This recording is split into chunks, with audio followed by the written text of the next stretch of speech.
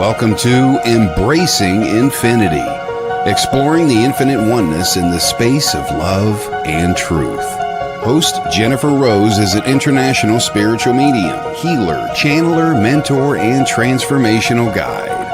Her focus is encouraging individuals to know themselves within the lens of their divine heart and highest potential, to evolve within the frequency of love and peaceful harmony. Now, here's your host, Jennifer Rose.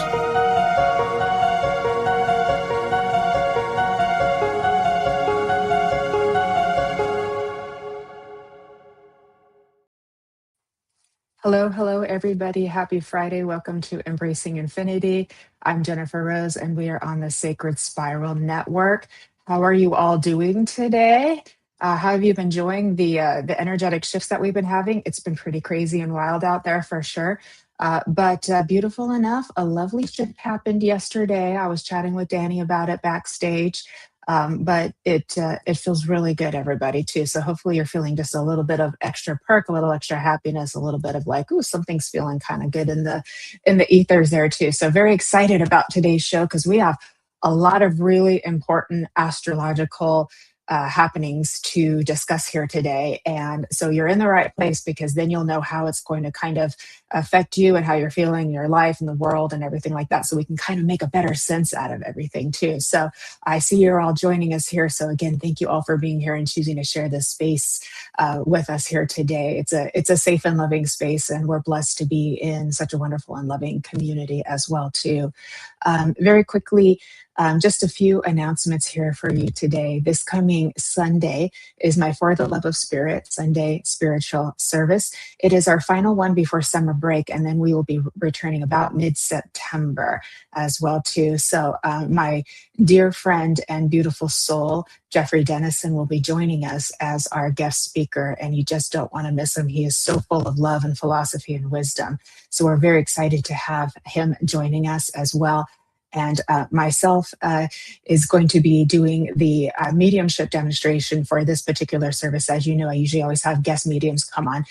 But just for this one, I will be doing the mediumship. And of course, we have the lovely and gorgeous Nancy Muratella and Fran Pierce and Kelly Brickle as part of my team. And they help with the poetry and with the healing and the inspiration as well, too. So please do join us in this loving space. And then coming this Monday, we have a really fun lineup as well, too. We usually start off with Inner Realms, Outer Journeys with Karen Bonafilio. And after that, Brian Lahr from Be in the Light comes on and his show on the Sacred Spiral Network, and I will be his guest. And we will be talking about the sexy shadow, so that's going to be a lot of fun. And then he's going to hop on my show, The Love Show, my sister show at 6 p.m. Pacific, to be my guest. And we're going to be sharing a lot of his artwork that has a more erotic flow to an erotic essence to it as well too. So please do join us for that. I'll be posting that very shortly. So we basically have a really sexy, fun Monday coming up for y'all. So please do join us for that. Look forward to seeing you. And with that, I'd love to get caught up on my hellos to all of our beautiful friends who are here. I did see Jeffrey is here as well. So hello, my friend. Welcome. Thank you for being here. I'm so happy to see you. I also see our friend Arnie Layton is in the house as well, too. Hello, Arnie. Thank you for being here, too, my friend. Greetings, Mr. Jeffrey. Jess Walton, hello. Thanks for joining us, sweet love. So happy that you're here. Also, Me and My Shadow. Welcome, Me and My Shadow. Great to see you, too. Thank you for joining us. And Brian, hello. Hey, my friend. Looking forward to seeing you on Monday. We're going to have so much fun together. You guys just do not want to miss that. Okay, there's Mr. Danny. He's saying hello to everybody over in the live chat. Welcome. Great to see all of you too. And we also have Ashley, the No Filter Medium. Please do go give her a follow as well. She's a wonderful medium, as is Jess Walton too. So very happy to give a shout out to my fellow mediums that are joining us here today. I see Cheryl Lyon is here as well too. Welcome, Cheryl. Beautiful Jennifer McCormick, also a big astrology fan and very knowledgeable. So look forward to seeing your comments as you join Danny and myself here today too. So, and our beautiful Lynn Juno is in the house. As you know, she hosts Kaleidoscope of the Soul, also on the Sacred Spiral Network every other Friday. And she was just on my show, The Love Show, last Monday, and it was very well received. You might want to go and watch the replay of that. We had so much fun talking about her love story. But yeah, it was such a fun show as well too. So am I all caught up? Let me see. I hope so. Natasha, hello. I want to make sure I welcome everybody and don't miss anybody too. Thank you, Lori, for helping me with all of our comments here today. And I think we're caught up. I think we're all caught up for now. Okay, beautiful. Oh, Ariel, I want to say hello to you. Welcome, welcome, welcome. We have a beautiful group here today. Welcome, welcome, welcome. Okay, now, my friends, here we go. Welcome to a powerful new cosmic chapter. On July 26th, that's this coming Sunday, the cosmic axis of fate takes a major turn as the North Node, I almost said North Pole, my goodness, as the North Node officially enters Aquarius for an 18-month journey. The major astrological transit shifts our collective destiny away from performative ego validation and directly towards authentic community, innovation, and divine alignment. Compounding this fated energy, Neptune is retrograde in Aries, rolling back the fog of illusion to deliver a massive reality check to our identities and relationships.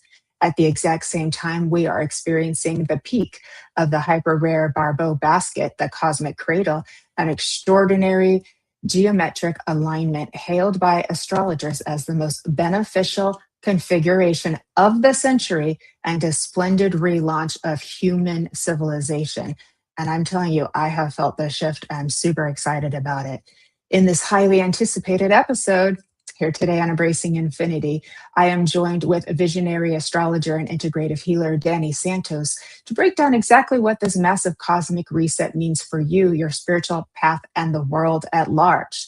So, my friends, we will be talking about the Aquarius Leo axis, fated blueprints, navigating this massive personal and global upgrades through 2028, Neptune retrograde in Aries, the Barbeau basket, the twin flame connection, and spiritual alchemy as well too. Our beautiful guest, Danny Santos, who many of you know and love. He's been on Embracing Infinity a few times and on The Love Show. He is a visionary healer and astrologer behind Santos and the Crystal Visions, where ancient wisdom meets modern spiritual practice. With over 20 years of experience in astrology, Santos offers transformative birth chart readings, spiritual life coaching, and intuitive magic. In 2023, Santos traveled to Peru and was honored with the blessings of the Shipibo tribe to serve ayahuasca, a sacred milestone that deepened his path as a healer. A certified breathwork instructor, Reiki master, sound healer, and expert tarot educator, he is a certified platform medium through the Los Angeles Spirit Academy. Santos is also a proud graduate of USC's School of Cinematic Arts. His work has been featured in major media outlets such as New York Post, Vice, Bustle, Well and Good, BuzzFeed, Outfront, and he has been a guest on popular podcasts including Lisa Rinna and Harry Hamlin's Let's Not Talk About It, Let's Not Talk About the Husband, and Dates and Mates with Damona Hoffman, and of course, Embracing Infinity and The Love Show too, and a few other podcasts on the Sacred Spiral Network. You can find Danny on Santos at santoscrystalvisions.com. We will be putting that along the screen for you all as well on Instagram and TikTok and Facebook at Santos Crystal Visions. Let us welcome our dear friend, Danny Santos. Hello. Oh, she brought you on already. We need to I shorten that I didn't know you were bio, on. girl. I didn't had mean the to put. screen in front of you, so I didn't know you were on screen with me already That's okay. because I was I'm reading. I'm thinking Welcome, my friend. I need to shorten the bio so that we're not listing every single achievement I've ever done. Oh, it's a beautiful bio. I enjoy reading it. Okay, Oh, my friend. thank you, Jennifer. How It's are lovely you? to be here with you. Yeah, thank you for coming back. We got a lot of really major stuff happening. Hello to our friends who have just joined us as well. I see Kay Weezy and Evelyn has joined us as well. Welcome, welcome. Good to see you. Okay, how have you been since last time it seems like ages, but it really hasn't been that long since we did our astrology show. last time. I've been good. You know, the astrology, we're Yes. just exiting Mercury retrograde that completed yesterday. Yeah. From the general consensus of everyone I know, this was one of the more gnarly retrograde cycles that we've had for quite some time. So, Yeah. you know, it's Yeah. definitely People were been, feeling a little lost and confused and hopeless and things like that. But, and I think it's a little more than the Mercury retrograde, but I felt a big shift yesterday. I was just like, whoa, it's like everything, it's almost like we hopped back on a different timeline or something happened, but I felt it and it felt really good too. I was like, oh, this feels good. This feels like it's where it's supposed to be. So I was excited to experience that. yeah. And I mean, everything with Barbo's basket, you know, Lynn had messaged me asking me about this. And she and I were talking a little bit about it over chat, but I got the full info on that. So I'm excited to talk about that. I'm excited to talk about the North Node entering Aquarius, the Saturn, or excuse me, the Neptune retrograde. We have so many tremendous shifts that are just continuing between now and 2028. And we're really doing it. Like as a collective, we're making those shifts. We are.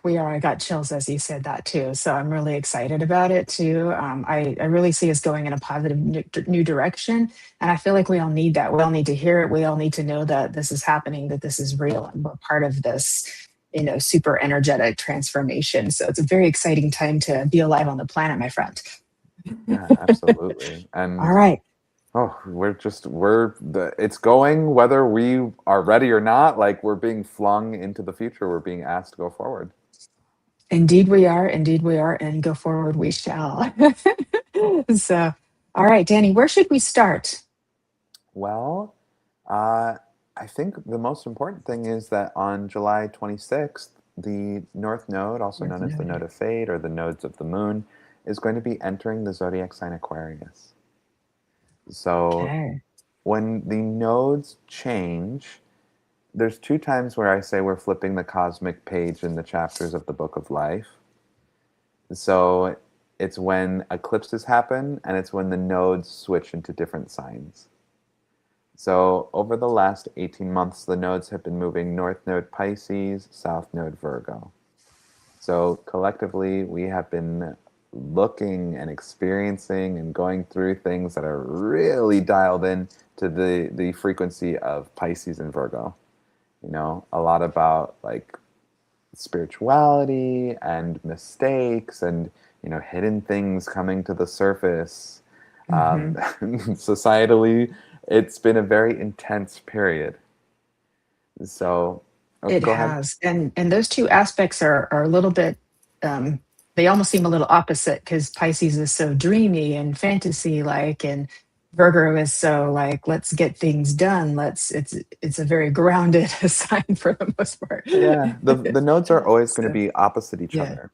They're always yeah. 180 degrees opposite in the sky. So the north node is what we are collectively eating or taking in or ingesting, whereas the south node is Okay. what we are collectively releasing, you know. So Ah, okay. grace has gone out the window because the south node in Virgo, and it's been more about the north node Pisces, love, making mistakes, correcting mistakes, creativity, spirituality, redemption, devotion. Yeah, we talked a lot about lovership too in our last episode that we did together too, and I do feel still like we're still in that flow. Thank goodness. That's Yeah, what this is what we want because we're I'm going to say transmuting or transforming duality into something a little bit different that it can look differently from how we've known it to be too. So how does shifting into Aquarius change everything now? So before it was in Pisces and now it's in Aquarius. yeah. So if Pisces is the virtue of love, well, Aquarius is the sign before it. It's actually the virtue of non-attachment. Interesting. Oh, you froze, my dear. Okay, we're gonna keep going. Okay, let's get some comments going, and so then I Yeah. can. Okay, are you back? Yeah, can you hear me? Yes. Okay. Okay, you froze at non-attachment, which is pretty funny. I guess so. My internet's working okay, so I don't know why I, that happened. I know some strange things have been happening recently. We're not in Kansas anymore, Dorothy. I All guess right. not. But non-attachment is the practice of Aquarius. So over the next 18 months, there becomes a highlight on the idea of what are we letting go? What are we detaching from? Aquarius is the alchemical symbol for dissolving. So when we go to Ah, Aquarius, it has a lot to do with dissolving the ego, dissolving the identity, letting go of ways in which we have done things or right. what we're attached to. You know, if there's something that we've been holding on to with the South Node in Leo, the South Node is what we're releasing. Leo is the practice of attachment. So we're letting go of attachment, and the cosmic chapter in the Book of Life is asking us collectively to focus on non attachment. So we might see people exiting relationships that are way past their expiration date. We can see the idea of letting go. A lot of people are doing things like the GLP-1, the Ozempic, those sorts of things. That could be a form of like the masses or the world focusing more on like letting go of excess weight.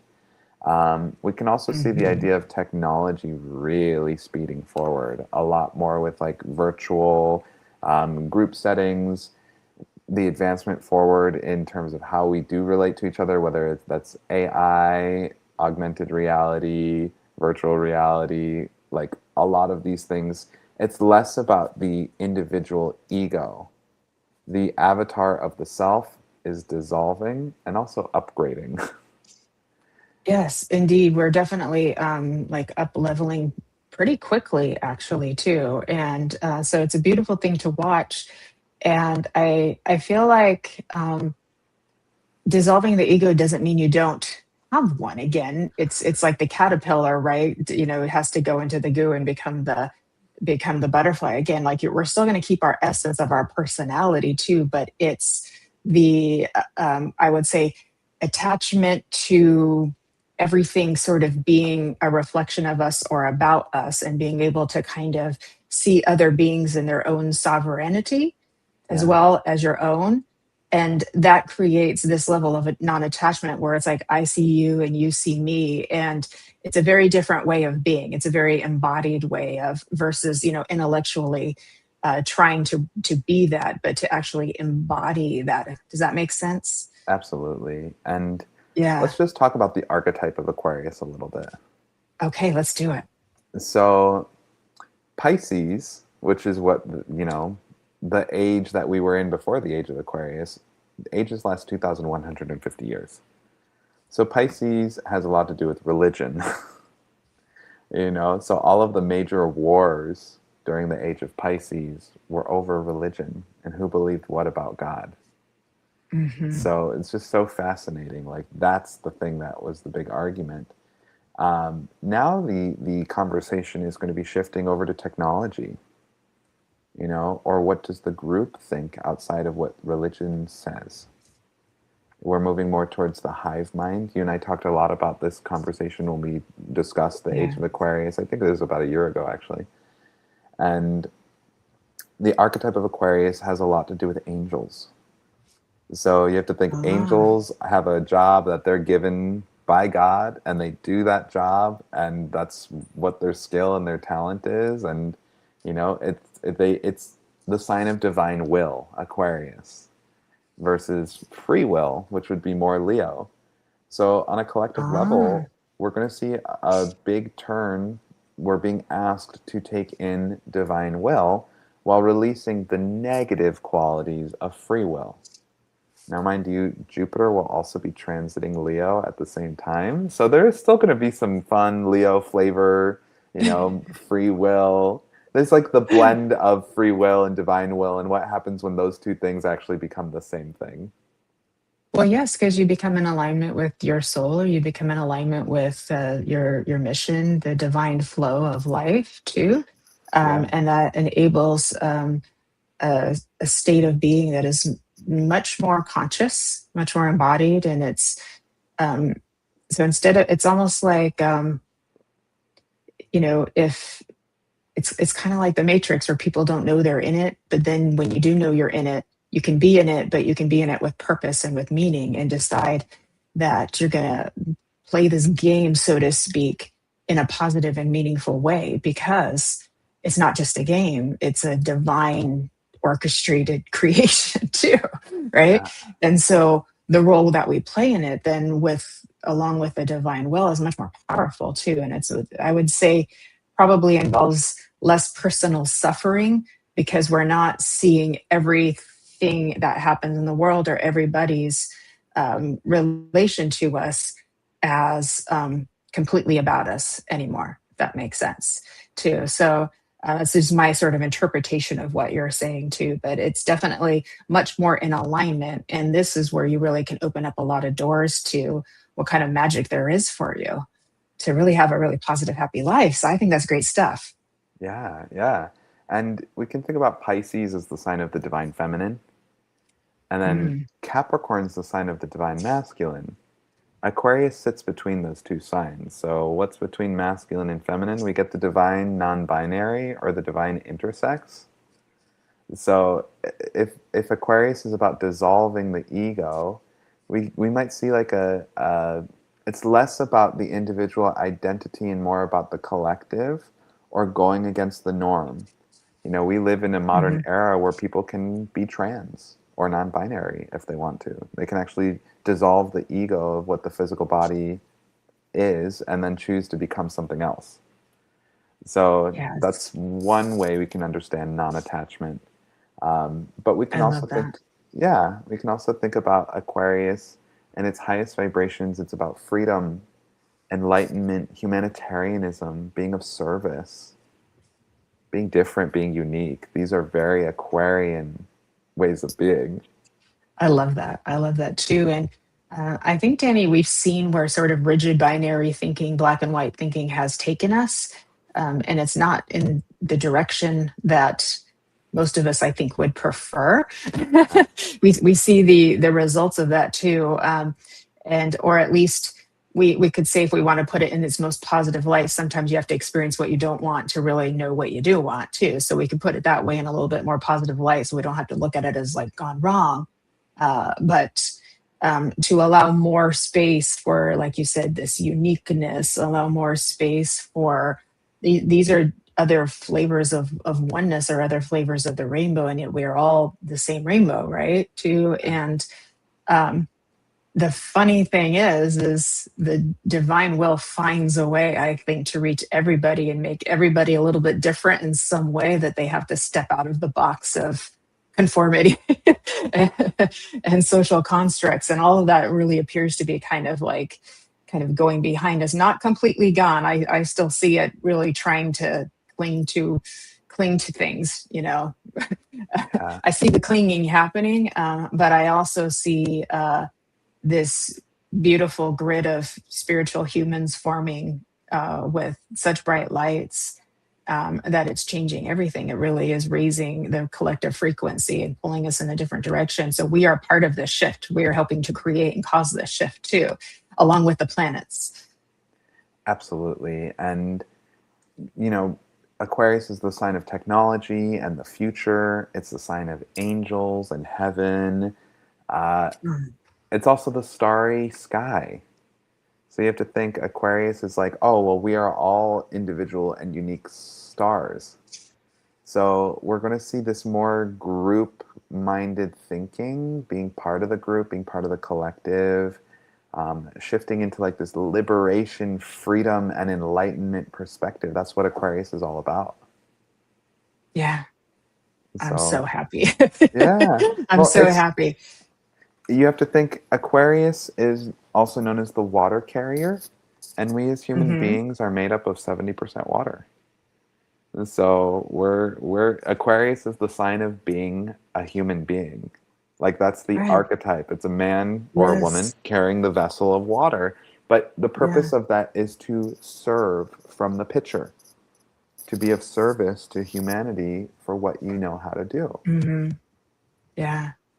I was thinking with the water and all of our beautiful flow of emotional states, you know, and when we learn to really, like you all were saying in the comments, sort of like ride the wave of our emotions. in a way that is more conscious, we really know what it means to, embrace being human as well too. And that's a very spiritual thing, and yeah, having this sort of emergence of masculine and feminine coming together it's a beautiful thing. And so um, I know that Danny, probably a lot of people, they really want to see evidence in the 3D of what Sure. we're speaking of too. And I do believe we are, and I do believe we will continue to. But I also believe that we're feeling it. We're feeling it energetically. We're feeling it emotionally. Like it's hard to deny at this point, and I think so many of us, including myself, feel more on mission than we ever did before, because so it's almost like this sort of like it's time, go. Yeah. Yeah. Yeah. Well, and for each of the 12 signs of the zodiac, I've written these sacred laws that go to each one of them. So I just want to read what I've written Yeah. about Aquarius here. So we are all divine beings, no one more important than another. Enlightenment means to exercise healthy excuse me. Enlightenment means to exercise healthy non-attachment, achieving freedom from the negative ego, and to love and to serve yourself, others, and the world in proper balance. Now, one of the shadows that Aquarius placements or Aquarius people fall into all the time is that they don't love themselves in proper balance with loving others or the world. Just because Aquarius is the sign of dissolving the ego does not mean that we want to obliterate the self. Thank It you. it just means we want to, Right. do it We're in proper balance. we're polishing, we're refining, we're Michelangeloing the statue. Yes, Exactly. yes, absolutely. So we can think in the 12-step program, Aquarius would be like the 11th step. So it's sought through prayer and meditation to improve our conscious contact with God as we understood God, praying only for knowledge of God's will for us and the power to carry that out. So again, this is about Mm, divine will. Aquarius, it's yeah. very much about like following the divine path of what we were created to be and how we were created to be of service. Yeah. So there's a bit of letting go of our resistance. It doesn't mean we're not partaking in this beautiful world, but we also understand that we're following the flow of the divine as well too. That helps us to sometimes let go of some of that constriction and resistance too, and also to feel. I think the beautiful thing about that too is you realize you're not alone. You have help. Like there is something driving you. There is something guiding you too. That's pretty darn magical, Mr. Danny, too. I, I want to read Jennifer's comment because she's really into this stuff too. Danny, what are the three waves coming in that all astrologers are talking about? The dates are July 26th, Lionsgate 8/8, August 12th, when there is a total solar eclipse in Leo. I grew up Catholic background, and my grandmother and her sister spoke of the Nostradamus prediction of the 3 days of darkness. I've heard something about that as well. Somebody sent me something, so I'm not sure about that one. Fast forward to now, and many call it a solar flash. Could the flash be the same day as the solar eclipse on the 12th of August? Mm. Well, Ooh, Jennifer, thank you for your comment. yeah. I can't tell you that the Flash is going to be happening on the day or not. Unfortunately, if I was that good, um, that would be pretty awesome. But we can see that there is a series of astrological alignments that are lining up. There's in a lot of different mythologies and spiritualities, they talk about how 2027 is the year that the world like really crystallizes and creates this super amazing positive vibration for the earth. So in the Yeah. meantime, I mean, here we are, 2026. This is the year that we're supposed to make the jump from the old timeline to the new one. And, there's a lot It of feels like we jumped. It feels like we jumped. yeah.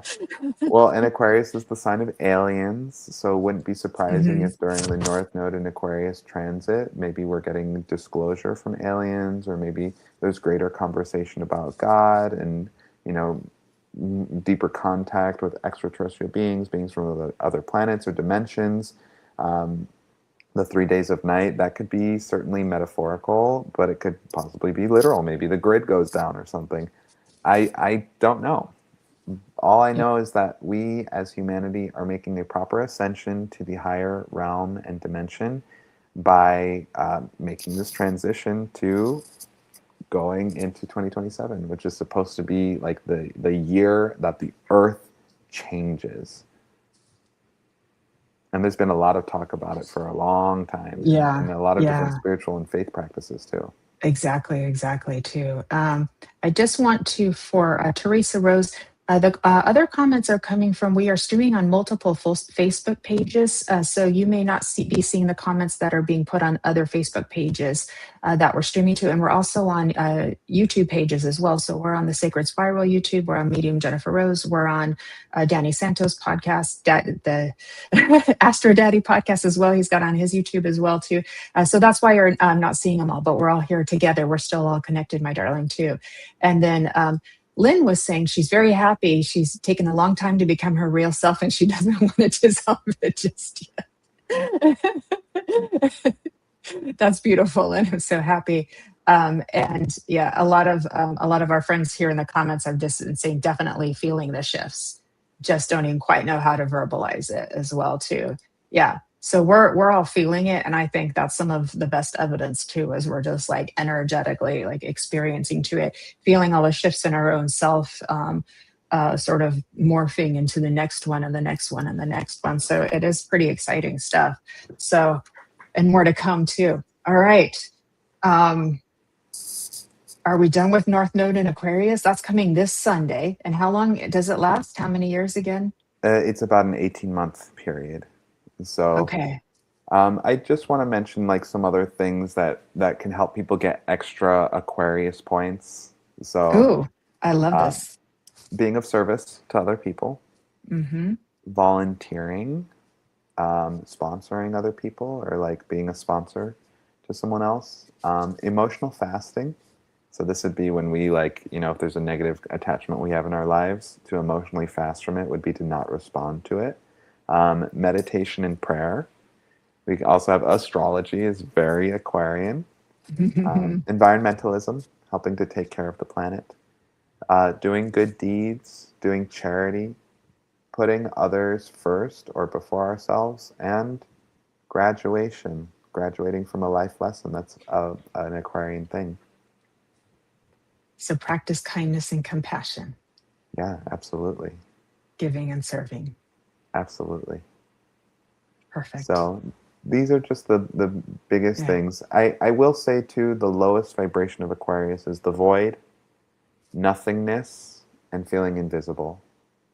So the most challenging parts of Aquarius are when we feel like we're trapped in the void, where we have to surrender everything, or if we're not getting any love, any attention, anything.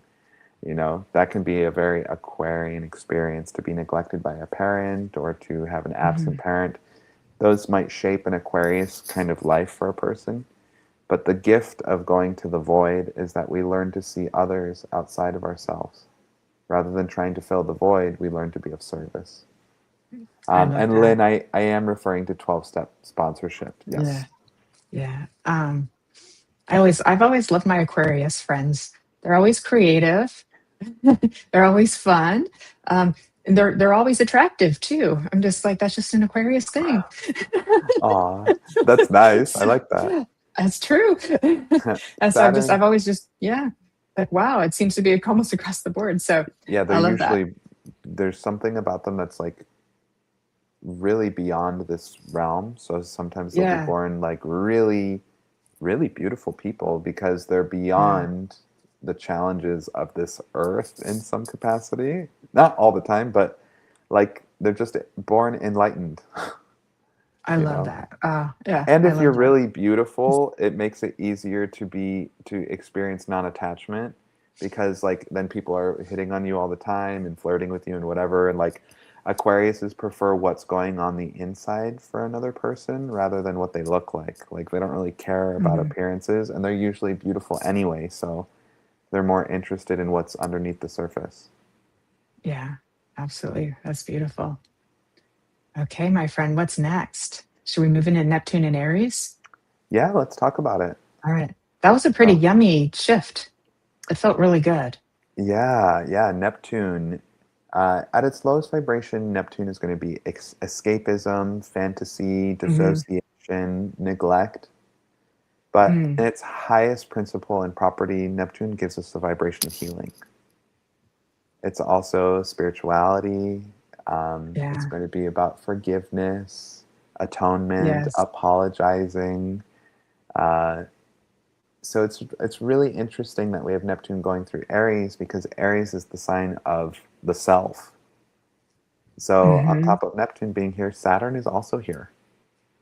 And when the North Node is in Aquarius, that's placing a special emphasis on Saturn. So what that ends up doing is we're going to be looking at ourselves as individuals and enlightening ourselves in order to be better for the collective, or to be more in divine will. So Yep. with Neptune retrograding through Aries, collectively we are reviewing, where are we falling short? How are we as individuals in distorted thinking? How might we be repeating some sort of mistake, especially as it pertains to the zodiac sign Aries? Shame, um, gosh, suffocation, or violence. These are the shadows of Aries. Hmm. But we're also given the opportunity to be courageous, to self actualize, to be authentic. Yes. Aries teaches us. It's so funny because I just heard the Andrew Huberman podcast recently, and he was Yeah. talking about, like, in nature, some rams are just naturally gay. I have heard this. Yes. Yeah, yeah. So it's like a Yeah. very Aries is the archetype of courage, authenticity, and self actualization.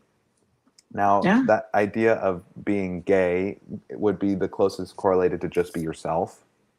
Hmm. So, on a collective level, there is a calling for people to stop trying to cloud or put an Yeah. illusion over who they are, and to just be Yeah. authentic about who Yeah. they are.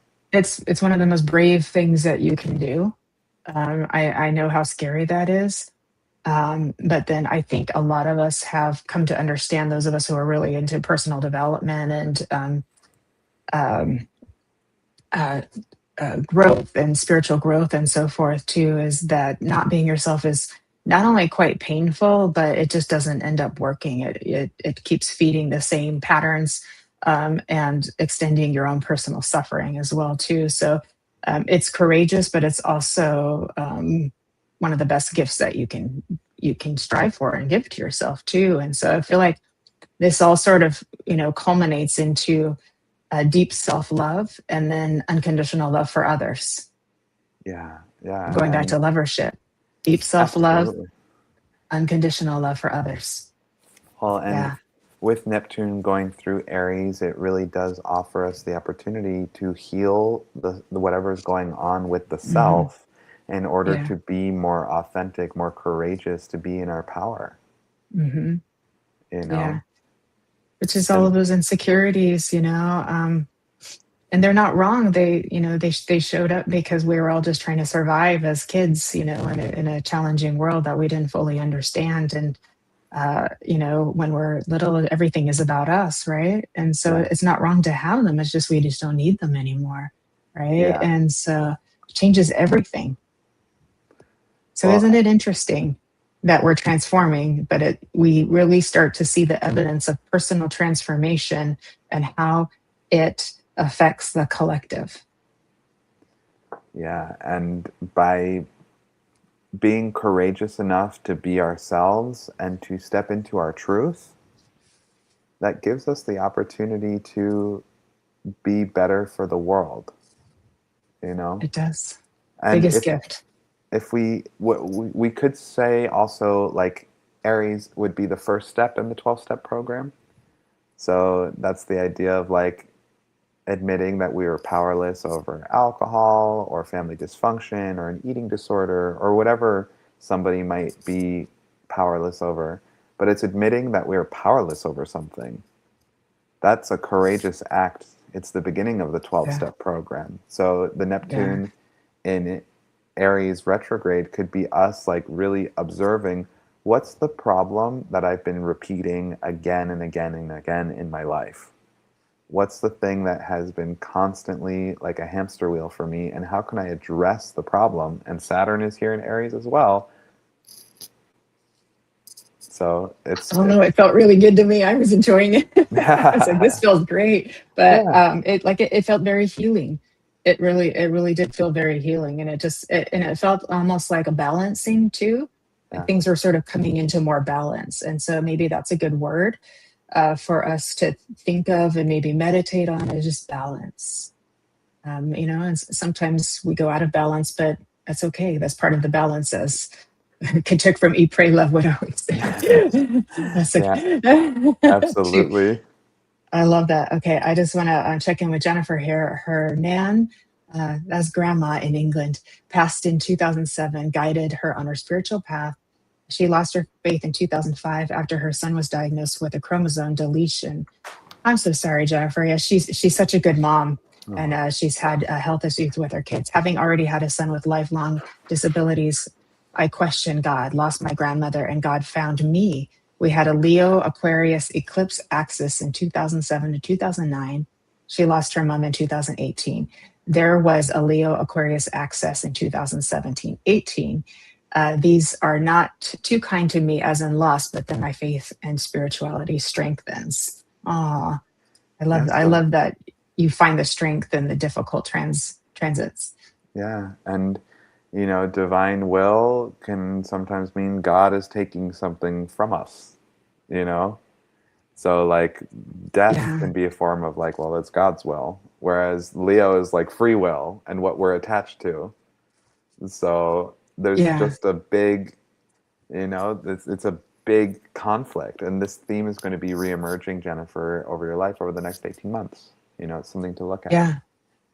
So we're also talking about control. How much control do we have? I think that we can go on both ends of the spectrum. We can become too controlling, and that's when we go into a lot of resistance, and we're trying to force everything to be a certain way. Too, and that's when we have to surrender a little bit to the divine will and the flow, and just like, whoo, like let's like, whoo, and you take a lot of that after. But we can go on the other side of the spectrum where we become so passive that we're not really even engaging in the world or in our own life either. So finding again the balance of that. Yeah, that's the thing with the nodes, is it's highlighting these two things that are totally opposite of each other. So it creates this friction, this difficulty, and hidden things are manifested by their opposites. So what's in between divine will and free will? Sovereignty versus enlightenment. Like, it's just a really interesting contrast for us Mhm. to witness. And we're in the age of Aquarius, so the age of divine will, where the planet is supposedly upgrading to higher octaves of humanitarianism and love, and seeing the world in a different way. Yeah. Well, when people talk about free will, I can go, well, who's free will? Well, and who's which, divine which, will? yeah, exactly. So we just have to question, like, so when you make a decision to do something, who decided that? Which part of you? Because we're so multidimensional too. So it puts us in a little bit of a mental pretzel. But I think we can experience a greater level of sovereignty and alignment with the divine, alignment with the soul, the more we integrate the self too. And Yeah. that's kind of like the key that locks in the door. And then you kind of find that you can sort of have a both, an and or both thing happening as well too. Um, Ashley had a funny comment. I'm emotionally fasting from dating apps. Hey, that's a good place to start.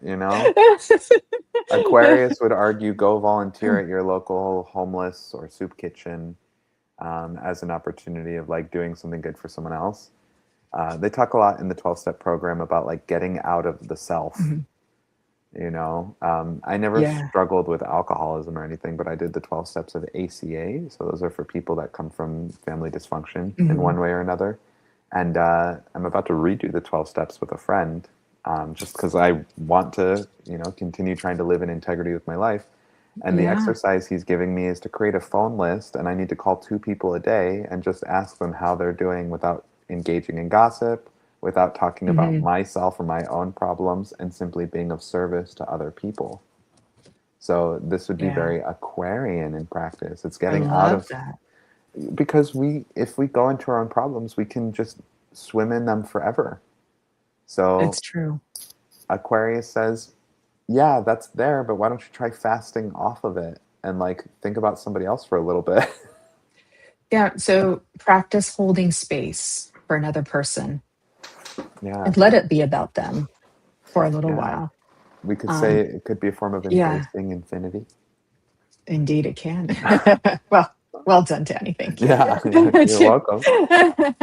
um, and yeah, when we, like you said, when we get swimming in it, when we get swimming in all that too, and that may have a place too. That's very like dark night of the soul. So I get that too. But there is a flip when you really start to not see everything as a reflection of you, because we it there is it, it's a strange paradox because we're trying to get into more oneness, yet in order to get to more oneness we have to self actualize, and to self actualize we have to realize that not everything is attached to us or reflected, a reflection of us and who we are as a person or as at least a soul, right? And but we see it all that way, and so when we start to kind of self-actualize and become more sovereign, more independent, more free spirited, then all of a sudden we have this greater level of connection to all of humanity. So it's very paradoxical, yet it makes sense. But this is the mystery of the divine universe that we flow in, Yeah, right? yeah. Too. You know, um, did I mention to you recently about the poem that I wrote about paradoxes and humanity? um, I know you shared one with me the other day, but I don't think it was that one. I actually think that I think I shared it with you over the phone. That was the same one. Yeah, Yeah, it yeah, was yeah. really good. Yeah, it Yeah, was really so good. It was beautiful. so the premise of the poem is that hidden things are seen from the opposite view. My mission in life is to be more like you. And Mm, this would be an incredibly Aquarian way of being, to have the humility that my mission in life is to be more like you, is yeah. dissolving the ego enough to say, hey, I know you're not perfect, but I'm shining the light on you, as a way of saying, I want to learn to be more like your positive qualities. You know, that's a beautiful Hmm. thing to say. I love that. I want to be more like your positive qualities. Yeah. That's beautiful. Um, Danny, should we speak about the Barbeau basket? Because there's been a lot of excitement about that. Everybody's talking about that. And I know the Yes. peak was like the 22nd, I think, or something through the July 16th through the 22nd. But yeah, I've been seeing posts left and right all about that on. So there's a lot of excitement. Yeah, and Where do we want to go? I had to outsource my info today because Yeah. while I love astrology, this is not my expertise. I'd never heard of this aspect until it was starting to pop up on my feed. People were messaging me, asking me about it. Hmm. Um, so I really got to give credit to my friend Jason Diltz. He's at Tiga Cal Deep on Instagram. All of the information I'm going to share today is sourced from him. So let's really do a deep dive on the Barbeau's basket because it's really powerful. So, Jason works with what's known as an evolutionary astrology perspective. So, he's always talking about how we use the astrological archetypes to evolve in our soul's journey. And he said it's not the astrology or the teachings of the zodiac that's important. It's more about the basket itself, the idea of the basket, and what are these planets doing with this basket formation. So, first of all, who was Andre Barbeau? You know, in French, his last name is pronounced Barbeau. It's spelled Barbalt, but it's the Barbeau's basket. So Andre Barbeau was a French astrologer who spent his entire life studying history through the planetary cycles. And he actually discovered that whenever the slow moving planets compressed into an unusually tart formation, humanity would reach an evolutionary threshold.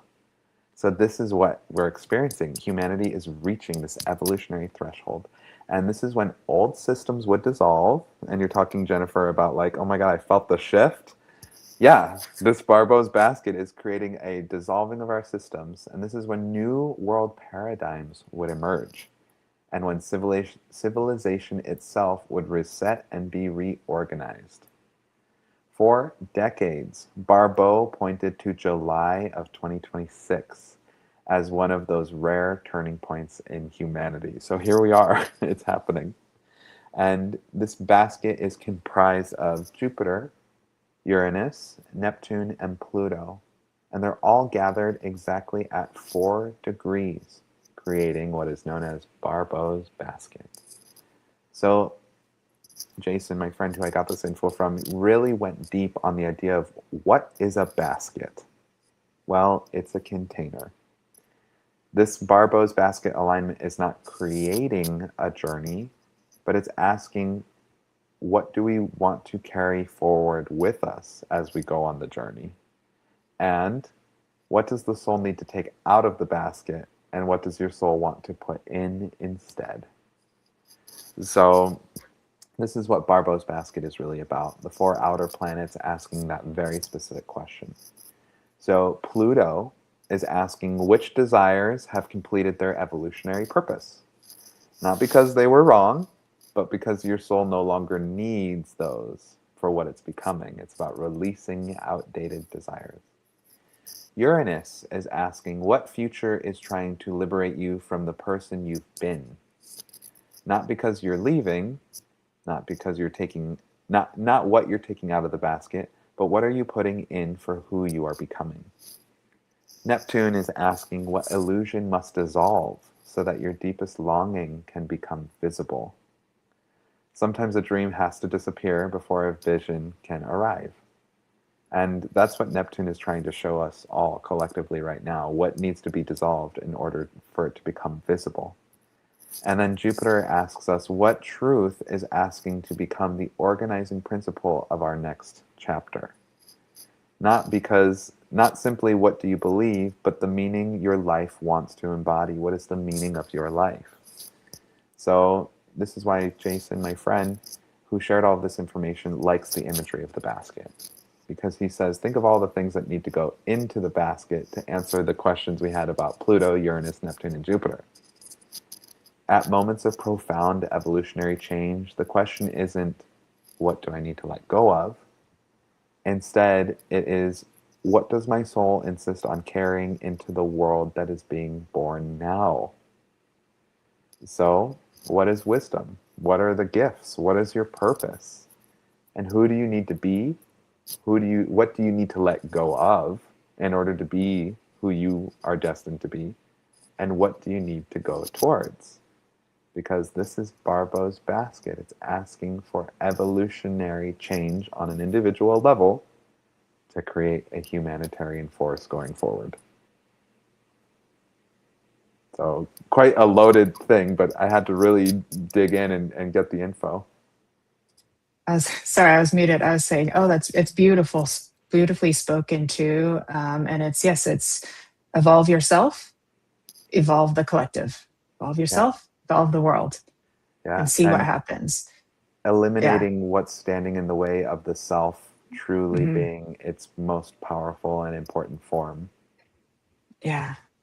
And so this involves some um, being willing to really step out of the box of who you thought you were, or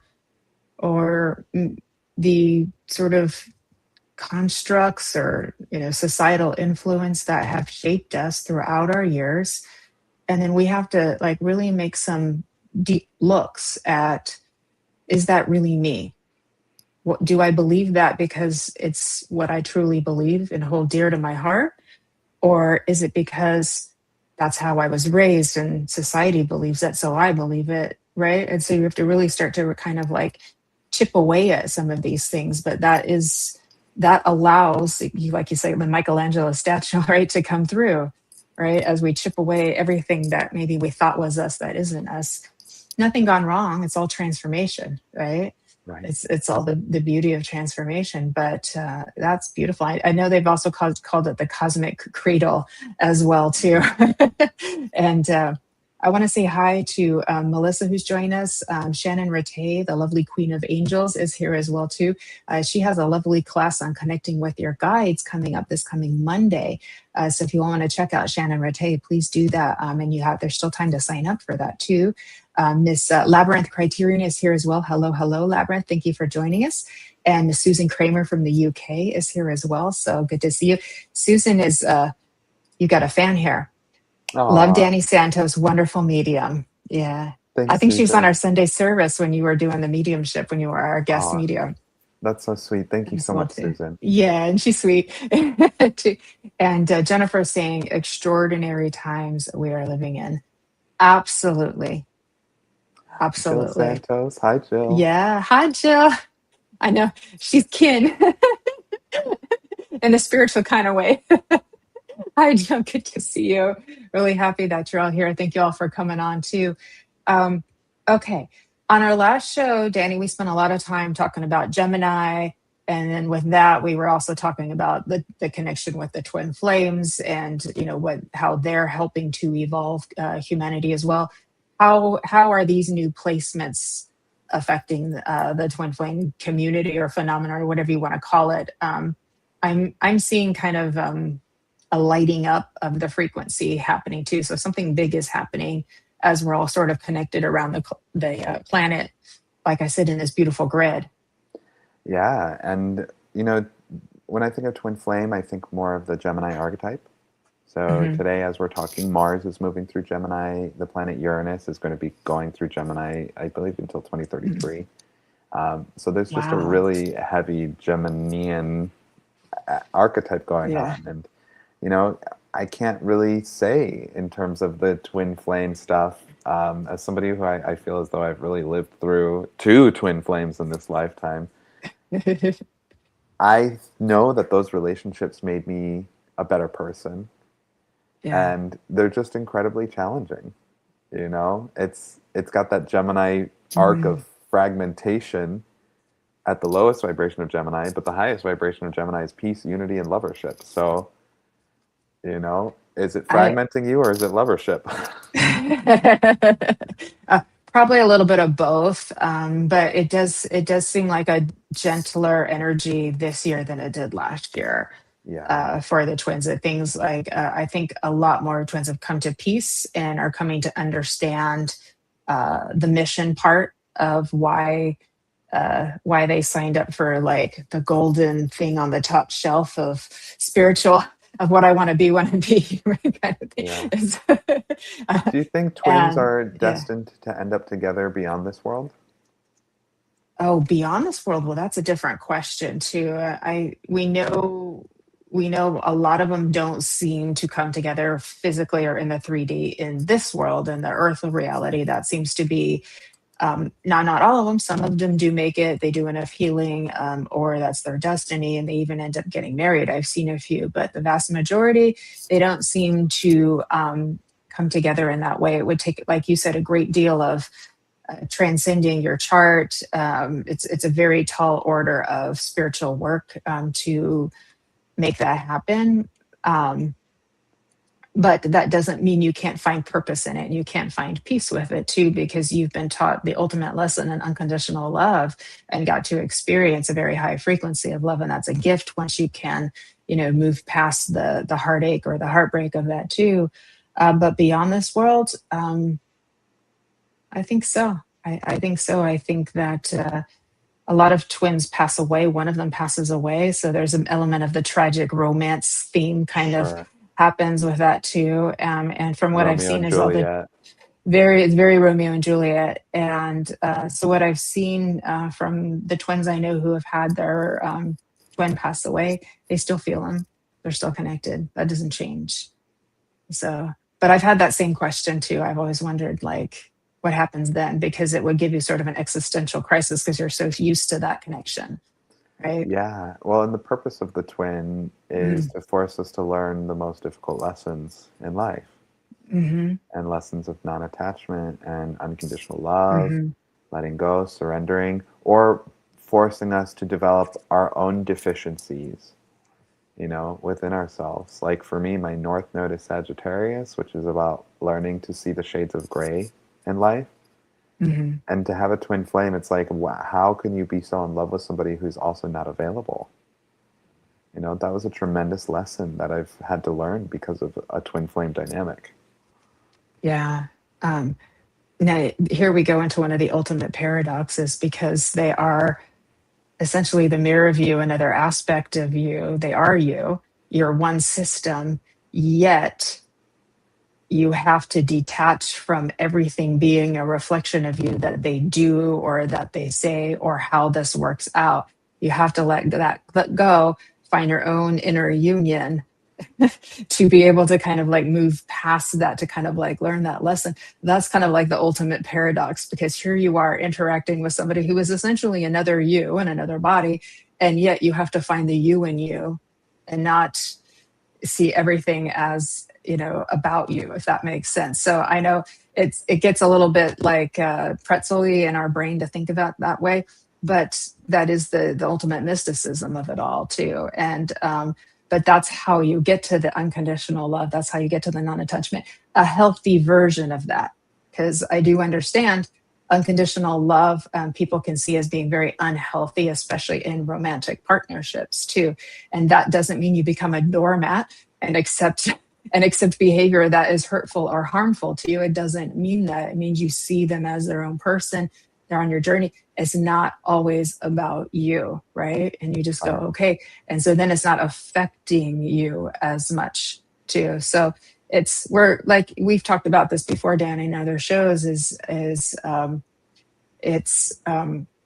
breaks all of the rules of how you think everything is supposed to be. Yeah.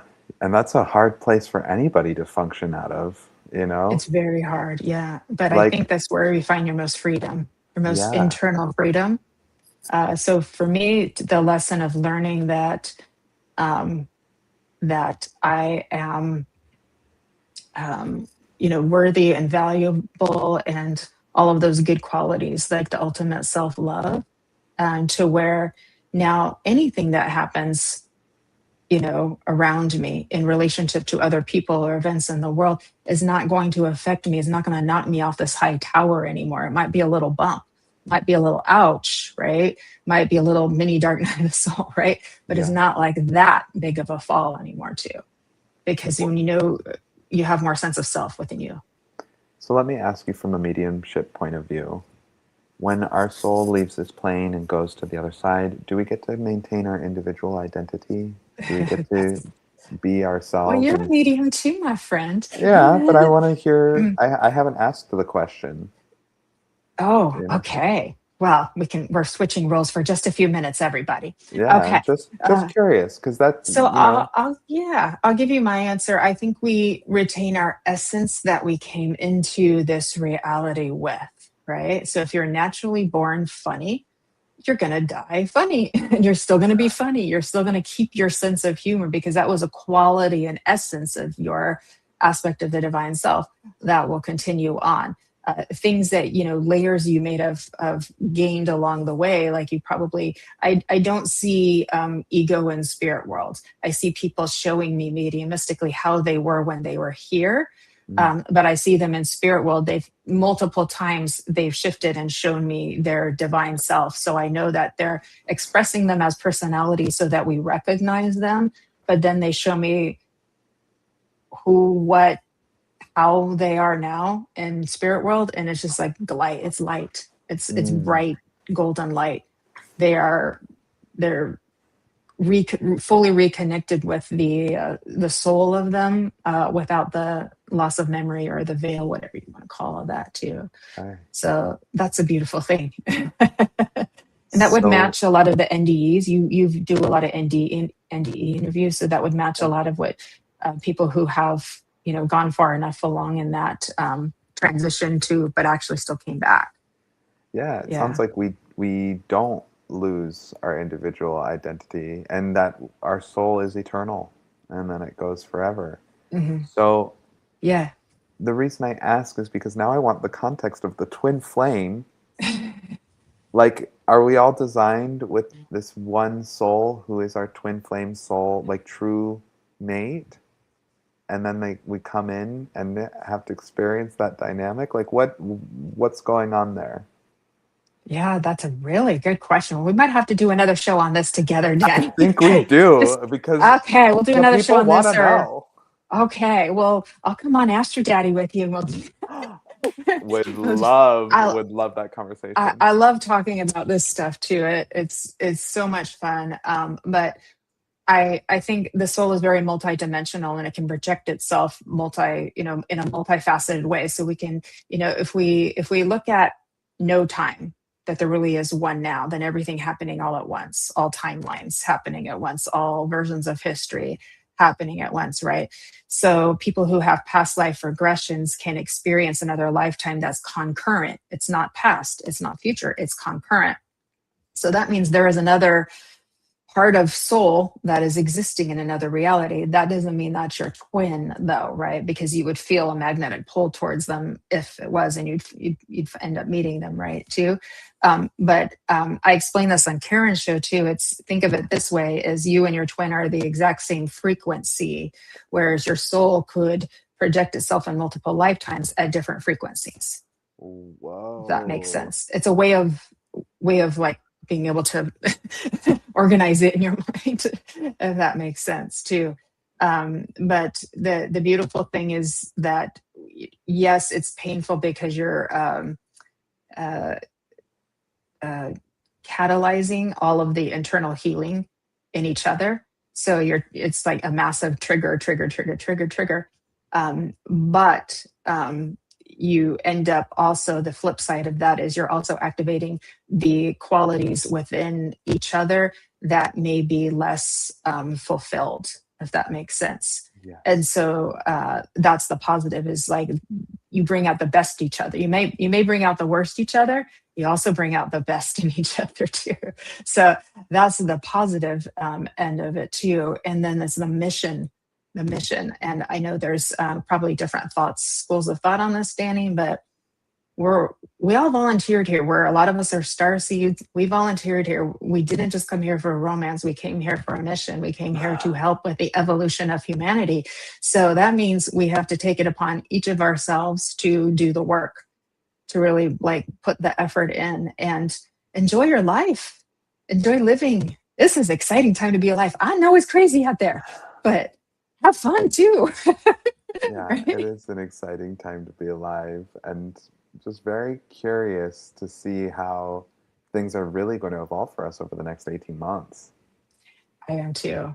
Yeah, we got big changes ahead. All right, let's see what our friends are saying. Okay. But if each soul is a unique frequency, would that not cause a quantum issue? Oh, that's a great question. Let's put it this way. It's not that they're vibrating at the identical frequency. It's that they're vibrating at the frequency that just so happens to like complement. It's like if you've got like something shaped like this and something shaped like this, and you put them together, and they just go together seamlessly. So it's not the exact identical frequency, but it's like the key, the lock that turns the key to the frequency. That's how I would imagine it. Yeah, I love that too. And I think we're also talking macro and micro. So on the macro level, the divine is all one. It's all one frequency. It's all one divine. It's beyond words. It's incomprehensible, ineffable to an extent too. But we can see that as that. If we look at the divine aspect of our being, the light within each and every one of us, it is perfect and beautiful, and always has been and always will be. That is all one beautiful unified frequency. Experientially, we experience a lot of different frequencies here, and we experience ourselves in different frequencies as well too. It's experientially, so it's a little bit different. So I'm not sure if I'm answering your question too, Ronnie, but I mean, Arnie, forgive me. But that's like you. So we're kind of given a couple different takes on that as well too. So, but would it cause a quantum issue? I don't think so. I'm not a quantum mechanics expert, but would not self-seeing, Would not self-seeing self cancel out self? Self-seeing self. Oh, that's a great question. It's like you look in the mirror and you see yourself. That's it. Well, welcome back to paradoxes. I know, right? That's exactly. I like what Lynn said, no victims here, just volunteers. And that's like, Yeah, if we think about Dolores Cannon and her school of thought of like, we all come here to Earth, you can't skip a grade, you have to do everything, yeah, yeah. I agree. Okay. Miss Susan, I'm a Virgo. What is my twin flame? I'm not familiar with astrology yet. So Okay. it's, I might direct you to a couple other shows. On that one too. yeah, Uh, it's not based on your zodiac sign. I mean, yeah. it could be if you look at the chart between two people and then the composite relationship chart and like, there are ways to maybe observe things that could denote a twin flame dynamic, but it's not so cut and dry that you're a Virgo and your twin flame is gonna be a Pisces just because that's your opposite sign or something. Yeah. Yeah. And so, Susan, just to give you a nutshell definition, there are some souls that are here that discover that there is another human on this planet, that there is a very strong, soulful, high frequency magnetic pull or attraction to. And it's a dynamic or an experience that defies everything. Most people, it's heavily romanticized out there in the community. Not wrong, but there's much more to it. Some people, they desire to have that experience. Those of us who have had it probably would say maybe not, because it is one of the most painful things that you will go through. It is forces rapid growth on you as well too. Yet there are some beautiful gifts, because you do get to when you find yourself to the other side, the experience of really understanding what unconditional love means, authentic unconditional love, what that means, and starting to put that into practice and discovering who you are now that you have healed and let go of old versions or old layers or old patterns, and then to really discover that true you in you. That's a beautiful gift too. So that's a really quick version, but I can definitely send you. I just did a whole podcast devoted to this with Karen Bonafilio too. But Danny Santos and I talked about it on our last astrology show quite a bit because of the Gemini. We were talking a lot about Gemini in that show. So Beautiful. Beautiful. Yeah. Is there anything that we haven't covered, Danny? Let me see here.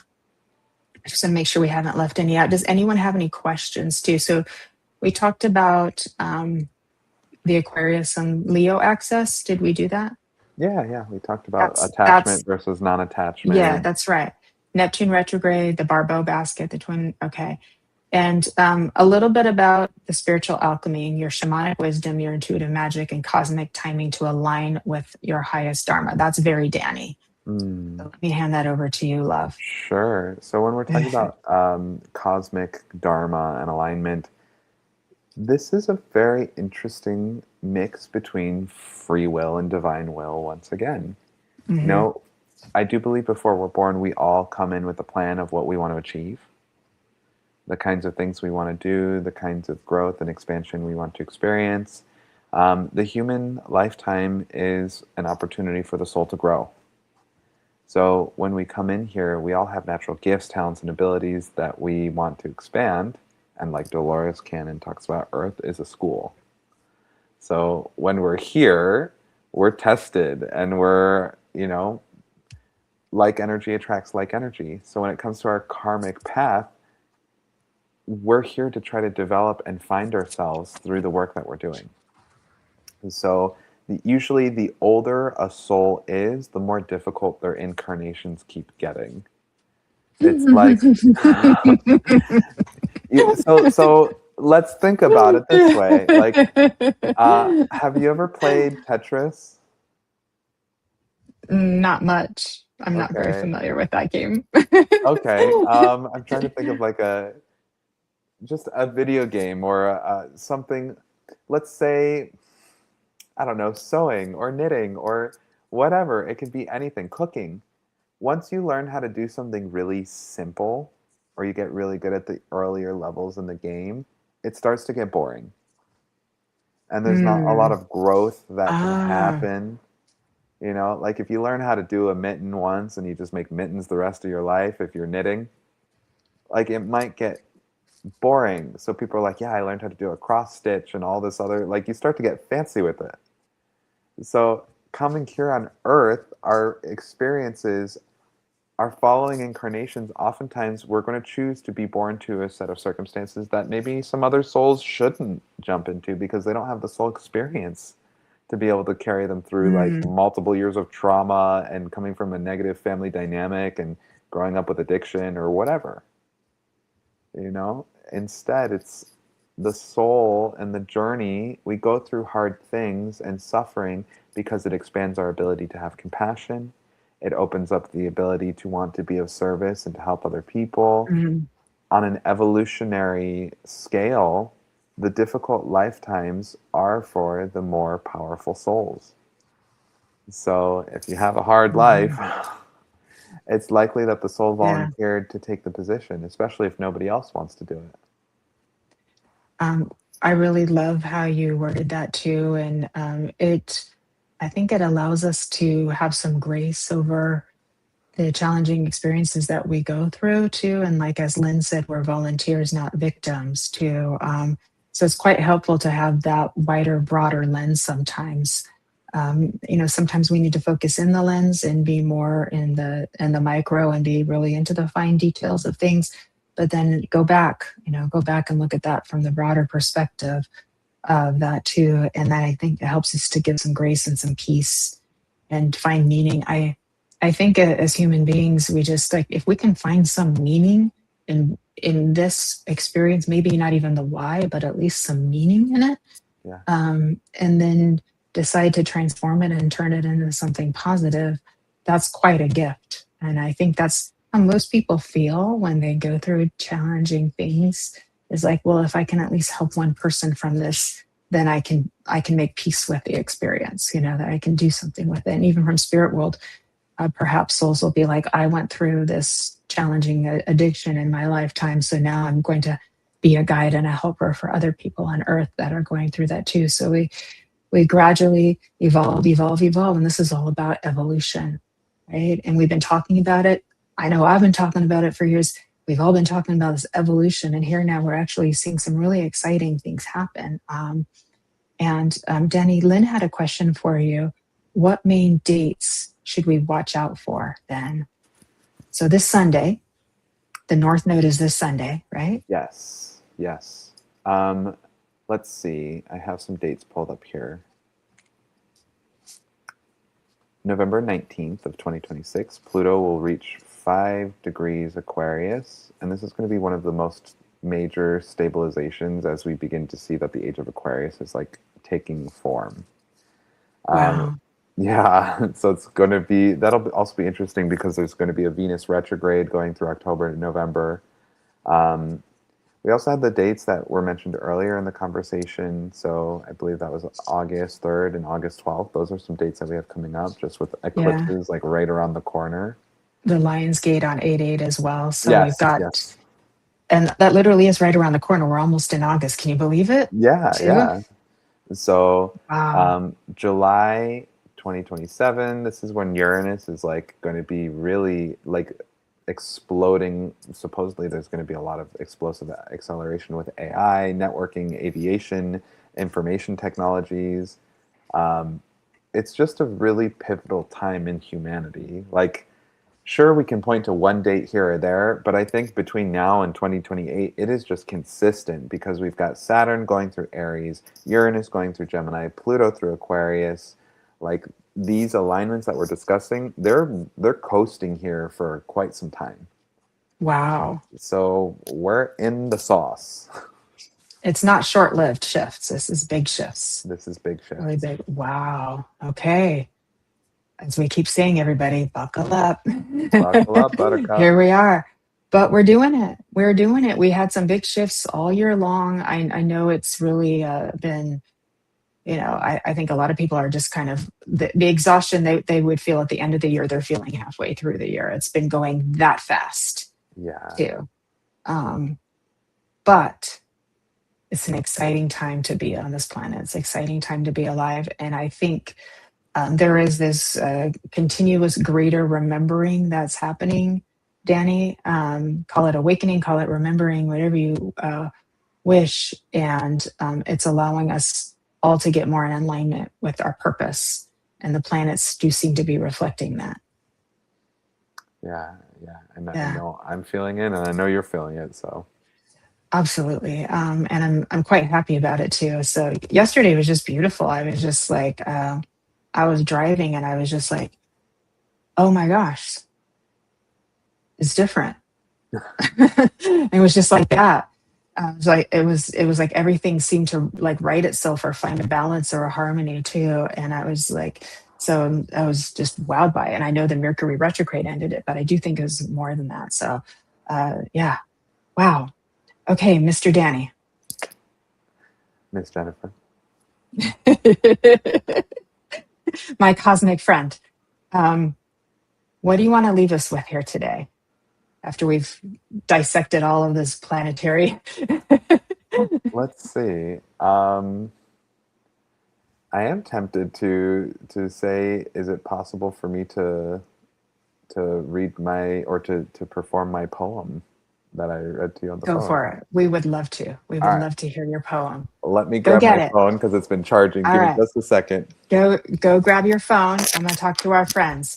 Miss Lynn, I believe part of my life purpose was to do a massive karma cleanup and reparation.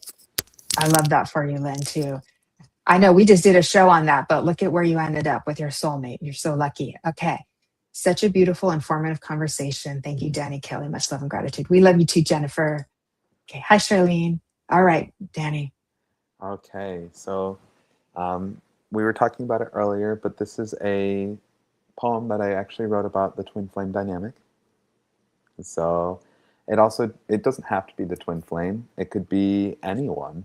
It's just the idea of hidden things are manifested by their opposites. And when we get context of ourselves in another person and we're willing to bow the ego down and say, I want to learn to be more like you, that's what this song is about. So it's called The Red Sea.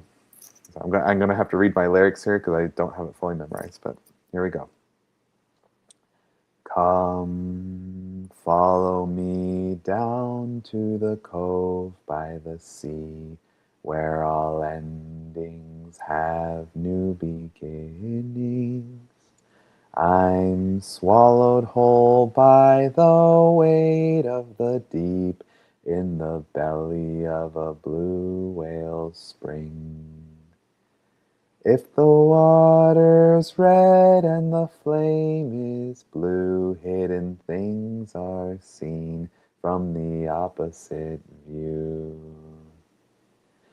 If the water's red and the flame is blue, my mission in life is to be more like you. Come, follow me down to the cove by the sea, where all endings have become new things.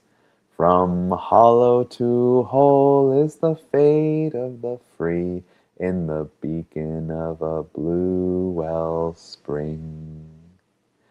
If the flame is blue and the water's red, the lion's bod has a human head. From the days of old where the sea was dead, my mission in life is to connect the thread. Where the water's red from the algae bloom, the ibis soars under the sturgeon moon. And from life to death, from the grave to womb, life flashed before your eyes in the one true classroom. The meaning of life, it is up to you. To love your life, it is up to you. My mission in life is to be more like you. The meaning of life is to see your life through. And that's it. Oh, I'm near tears. That's so Oh, beautiful, Danny. It put me into a trance.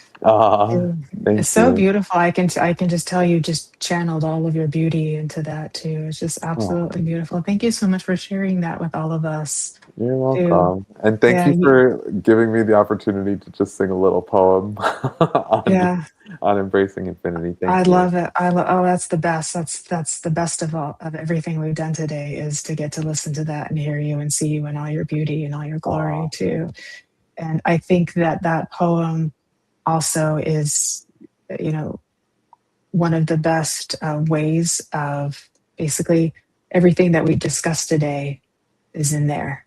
yeah. It's a form of art too, Yeah, the right? paradox, flames Yeah. are normally red and water is normally blue. But if we can keep our own divine essence and learn to be a Hmm. flame that can burn blue, or like the Red Sea, Hmm. the algae blooming to make the water red, these things are taking on more godly properties by Yeah. exuberating qualities opposite of Mm. what's natural to them.